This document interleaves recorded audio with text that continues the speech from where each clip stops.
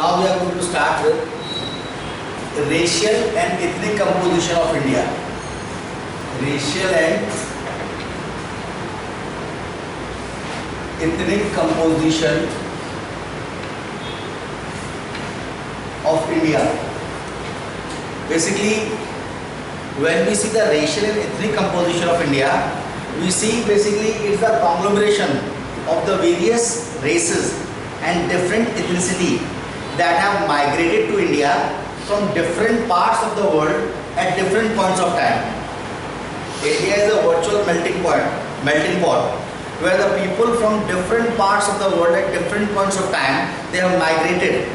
As a result, India, this present composition of population is the result of basically the merging of various tribes, races and ethnicity. You know what is race? Race is a biological concept.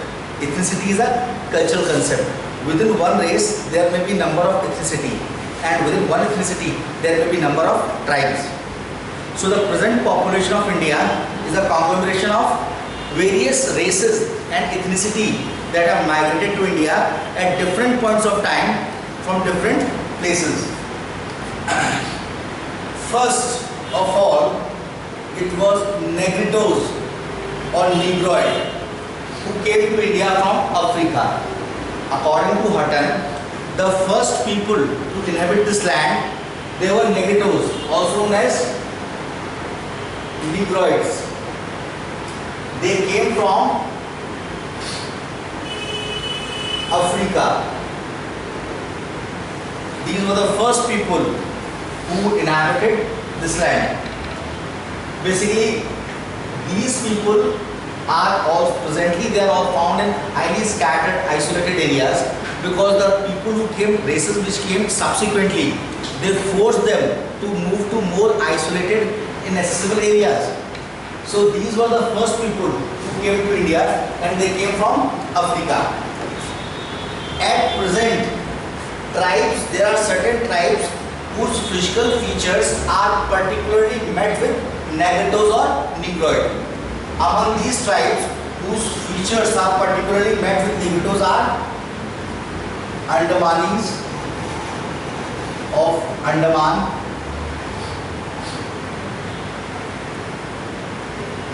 Uralis of Nilgiri,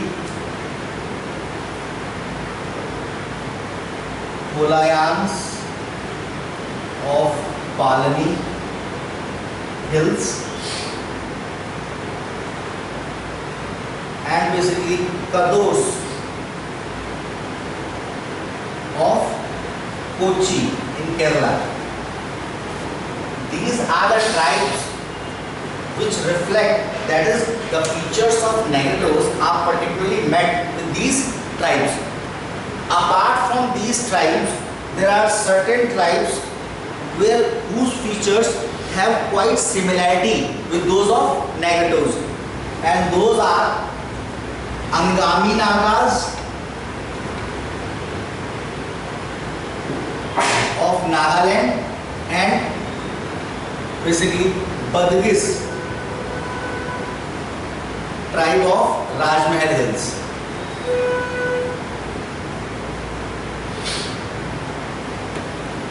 These are the two tribes which also have certain traits which are reminiscent of Negrito race. These two tribes have certain traits which are reminiscent of Negrito race, and these tribes are those tribes whose physical traits are very much similar to that of Negrito race. Now, what are the physical traits of Negrito race or Negroids? Basically, today the boy is absent, otherwise I would have made him stand here, Prashant. See, Negrito race, they are of short stature, dark color.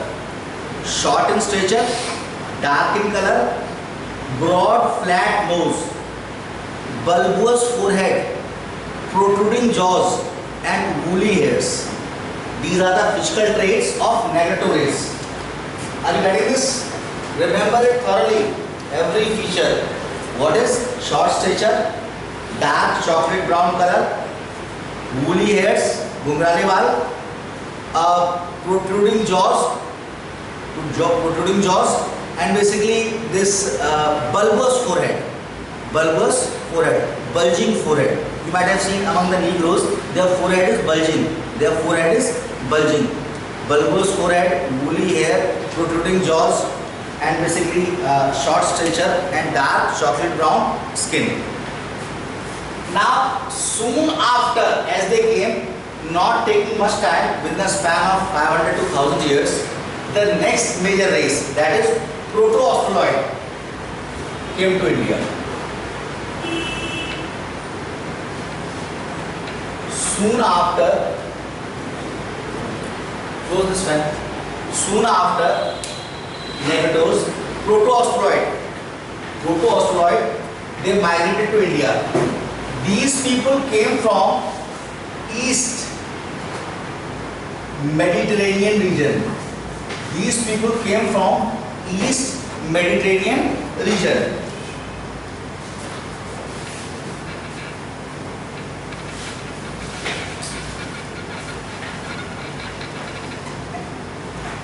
And they are presently found in isolated patches of central and southern India.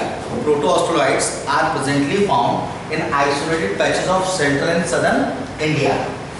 Proto-Australoid helped Mediterraneans. Mediterranean will be a race that will come subsequently. This race will also come. Proto-Australoid helped Mediterraneans in building Indus Valley civilization. They helped Mediterraneans in building IBC. These Proto-Australoids, the races that which belong to Proto-Australoid, how do we identify it? We identify by way of physical traits. Race is a biological concept. Caucasoid, basically this Mongoloid or Negroid, different races. How do we identify the tribe whether it is belonging to a particular race? By way of physical traits. The tribes having the physical traits of Proto-Australoids, they are Vedas, Malvedas, Sholagas, Irulas. Vedas, Malvedas, Sholagas and Irulas. These are the tribes that have been descended from Proto-Australoid. Vedas, Malvedas. In fact, Santhal tribe is also said to be descended from Proto-Australoid. Vedas, Malvedas, Sholagas and Irulas.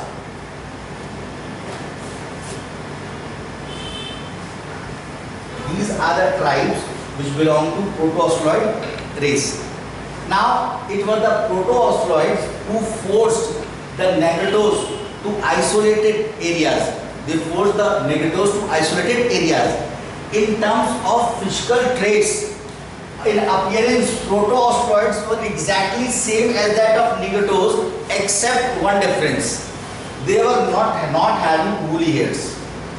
Proto-Australoids were also short statured, chocolatey dark brown skin, broad flat nose just like Negroes, bulbous forehead, protruding jaws, but they were not having woolly hairs. The only difference was that they were not having woolly hairs. So these were the initial two races that came to India.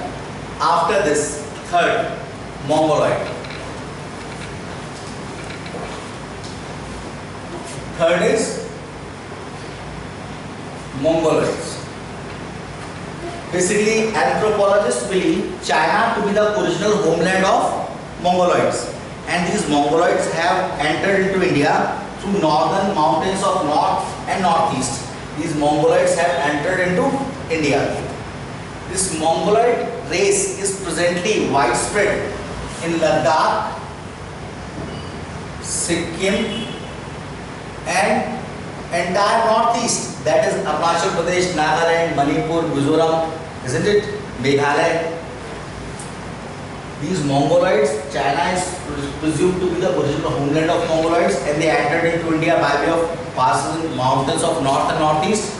And presently these race is spread over Ladakh, Sikkim and entire northeast, that is Arunachal Pradesh, Nagaland, Manipur, Mizoram, Meghalaya, Tripura. These important races belonging to Mongoloid race, important tribes belonging to Mongoloid race. See, Murmis, Lepchas, basically Garo, Khasi, Jaintia, Bhutia, Dafla, Abor, Chakmas, Miri, Mishmi, all these tribes belong to Mongoloid race. What is so unique about this tribe? Think of any person from Northeast. They are from Mongoloid race. Round face, their face is round. Broad head. Think about a beautiful Northeast girl. Round face, broad head. You will see the face is round. जितना लंबा होता है उतना चौड़ा होता है. Round face, broad head, high cheekbones. Their cheekbones are high. Long but flat nose. The nose is not long, but it is not very high. Nose is not very high. It is long but flat, and almost no hairs on face or body. They are not having hairs on face and body. So basically, on average, their height is less. They are short statured. So the Mongoloid race, basically, what are the physical traits? That is round head, round face, broad head, high cheekbones, long flat nose, and no hairs on face or body. And these people are confined to this northern fringes, Ladakh, Sikkim and Northeast. After Mongoloid, the people who came to India, they are the Mediterraneans, the most important race. The Mediterraneans. Basically, they make up the bulk of the Indian population, both North India and South India. We all are Mediterraneans. Mediterraneans migrated to India during 3rd millennium and 2nd millennium. During 3rd millennium, 3000 BC, and also in the initial part of 2nd millennium, 3000 years back. Basically, they are said to be the earliest bearers of Hinduism. They are said to be the earliest bearers of Hinduism, and they were the chief architect of Indus Valley civilization. And they were helped by Protozoite. They also came from East Mediterranean region. East Mediterranean region, the same place from where the Protozoite came. Protozoite also came from East Mediterranean region. This race has contributed much to the physical composition of Indian people as well as to its culture. Bulk of the people living in North India and South India, they are Mediterraneans. They are Mediterranean. They were the chief architect of IBC and the earliest form of Hinduism. Now, regarding their physical composition, physical traits, they were of medium stature, dark complexion, long head, right? Bulk of the population living in India, both north and south, that is Mediterraneans. Achha, after Mediterraneans, the people who came to India, they are known as Brachycephal. That is Brachy.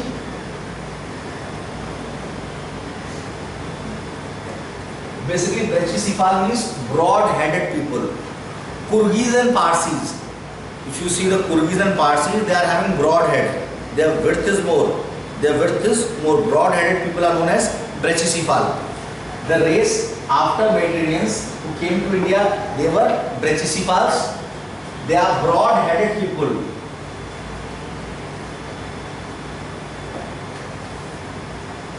Kyrgyz and Parsis are the most important among the Brachycephals. These Brachycephals are in turn divided into 3 subgroups on the basis of the routes through which they entered into India.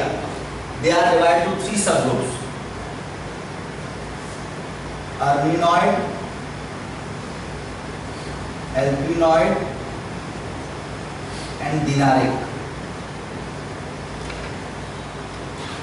Brachycephalus are divided to three subgroups on the basis of the routes through which they entered into India: Armenoid, Alpinoid and Dinaric.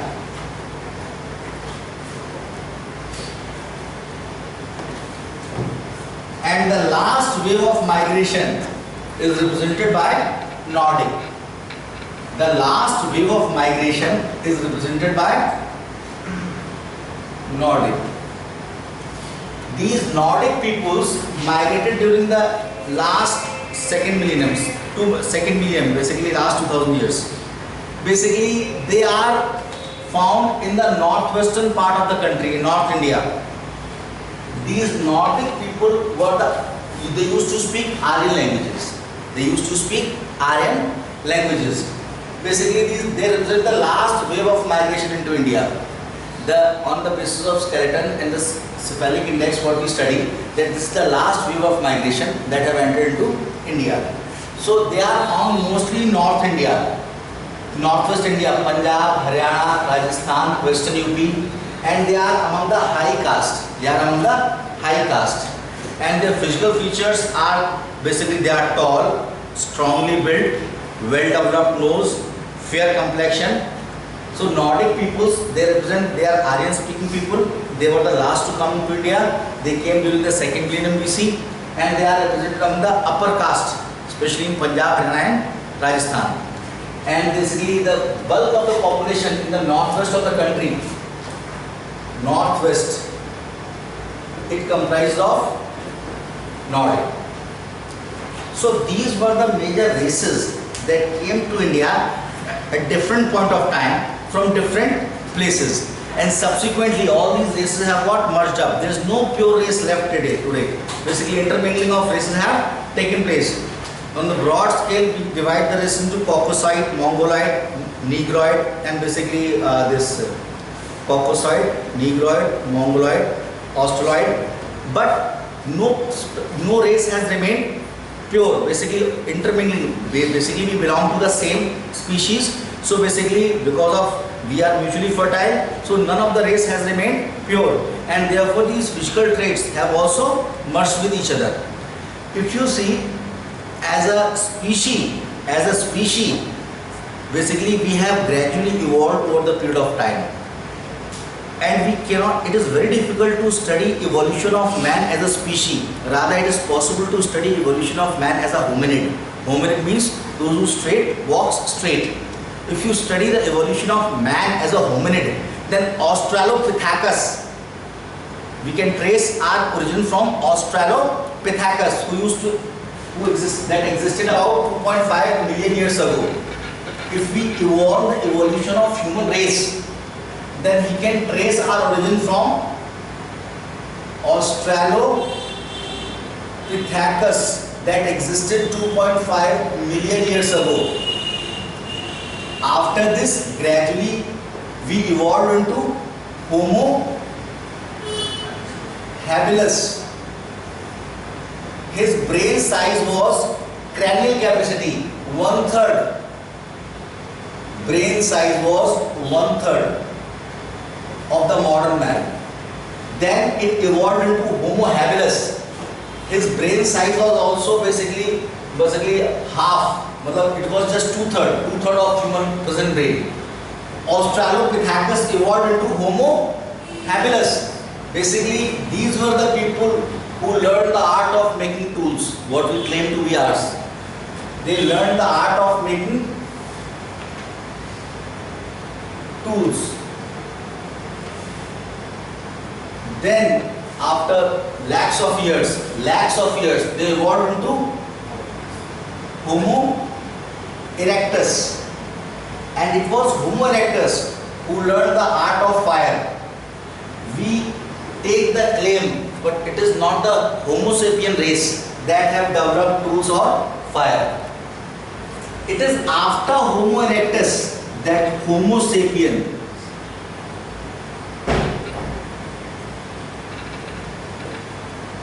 have come into existence. Homo sapien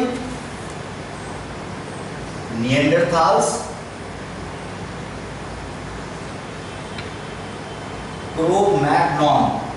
Neanderthals existed from 1,30,000 years to 30,000 years, and Cro-Magnon from 90,000 years up to present.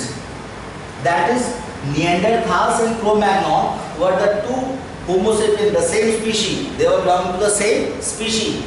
But Neanderthals and Cro-Magnon, they existed together also. But at 30,000 years ago, these Neanderthals disappeared, and Cro-Magnon, the modern man, owes its existence to Cro-Magnon. It is the Cro-Magnon that basically got settled in different areas, and they evolved into different races.